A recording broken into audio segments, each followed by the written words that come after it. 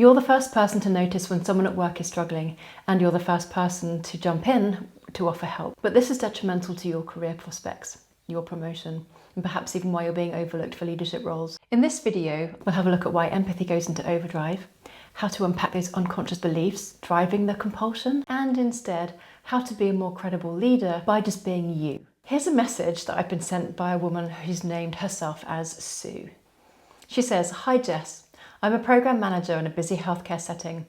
Every time a colleague says that they're overwhelmed, I feel this immediate pull to jump in. I've stayed late at work. I've even skipped lunch. I missed my own deadlines recently too, just to keep the team afloat." She says, "It's automatic. I can't stop myself, but I'm exhausted, constantly behind, and I don't feel respected for it either. In fact, I'm starting to feel invisible. How can I stop this urge to jump in?" Well, firstly, thank you, Sue, for having the courage to write into me.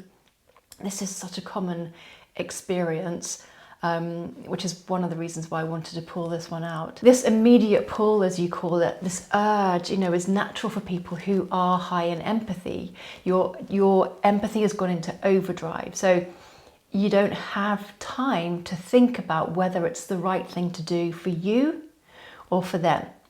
So let me talk you through some reasons why this might be happening, and then I'll talk about some things you can do about it. So firstly, I would assume that your helping is somehow wrapped up in your own self-image. If you see yourself as a nice and helpful person, you are going to behave like a nice and helpful person should. But when your empathy goes into overdrive, what's happening is it's overriding any logical, rational way of being. And instead, you're thinking, it's like a little test. Every time you see someone in need, it's like, oh, I should help this person. I see myself as a good person, as helpful, therefore I should jump in. Every time, it's like a little test. So perhaps you're holding beliefs like, I must help everyone, or I must help people in order to prove I'm a good person. Now, I unpack these in detail in my book, The Super Helper Syndrome. But for now, just try to reflect on how you're being impacted by your thoughts. What's really driving your compulsion here? Because underlying that, and you're going to hear me say this a lot, is your self-worth. Whose approval are you looking for? Are you expecting these people to say, "Wow, Sue, you rescued the day, fantastic, you're a superhero," and give you a round of applause, or maybe even give you a promotion? That's not going to happen. Because usually, in the way you're helping, it's not visible. It's not something that you're even taking credit for, even though you know you're the one doing it. You said in your own words, you're working in your lunch hour, you're working beyond the office hours, and you're helping these people in different ways that maybe make you invisible, and as you say, you feel that way. I'll return back to your message. I'm exhausted and constantly behind, and I don't feel respected. Okay, that's another thing, isn't it? Whenever you're helping other people, if you're showing that you are prepared to prioritize them, their needs, their time, it's almost like you're saying that you don't really value your own time or your own needs. So we need to be a little bit more discerning. Well, how can you do that? Well, there's one way. I call it the pause and think gap.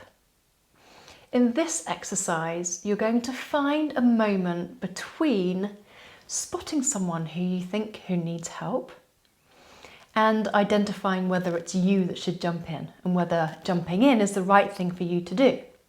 So it's the pause and think. Pause, 2, 3, 4. And in this gap, thinking to yourself logically, am I the right person to do this? Are they really asking for help? Actually, they're not even asking for help. They're just looking really stressful. Or maybe they are asking you for help, but you don't have the capacity to do that right now. Think logically.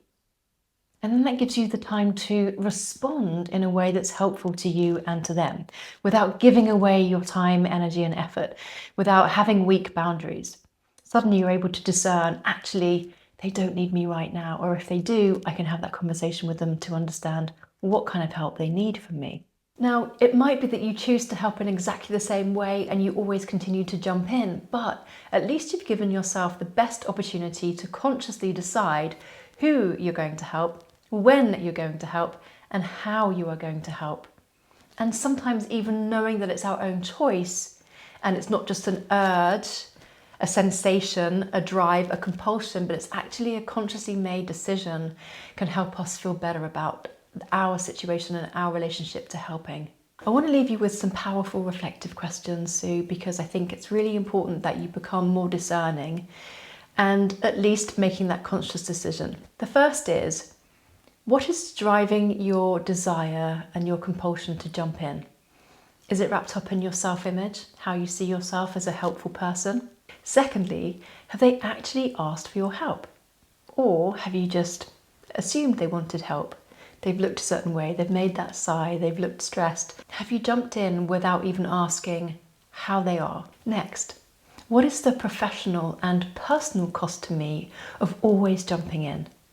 Of always being prepared to help even when it's not asked for? And finally, whose priorities am I protecting? Mine or theirs? In the next video, I'll tackle how to stop overgiving, why it feels like such an important thing for us to do, how to stop overgiving by saying no, but without the guilt, and how this is one of the most important leadership steps you'll ever need to take.